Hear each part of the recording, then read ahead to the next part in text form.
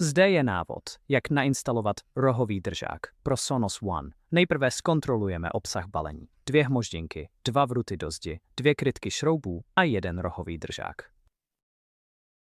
Zde jsou nástroje potřebné pro tuto práci. Nyní vysvětlím, jak značit a vrtat do různých typů stěn. Začněte použitím vodováhy ke kontrole vyrovnání nástěnného držáku.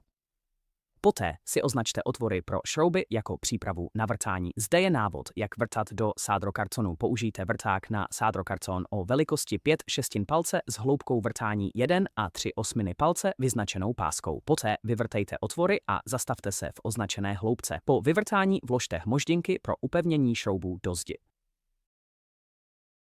Nyní přejdeme k vrtání do dřevěných trámů a překližky.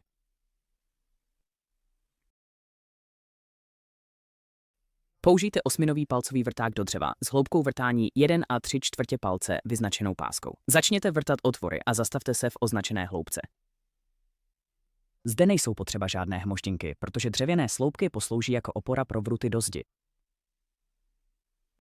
A nakonec, takto se vrtá do betonové zdi. K tomu použijeme 16 mm vrták do zdiva s hloubkou vrtání 3,5 cm. Vrtejte do zdi do vyznačené hloubky. A stejně jako u sádrokartonu budeme muset vložit hmoždinky, aby udrželi vruty do zdi. Nyní přistoupíme k instalaci nástěnného držáku a reproduktoru. Nejprve vložte napájecí kabel do našeho nového a vylepšeného zámku napájení, který zajistí reproduktory pevněji a bezpečněji než předchozí modely. Poté přišroubujte nástěnný držák pomocí přiložených šroubů.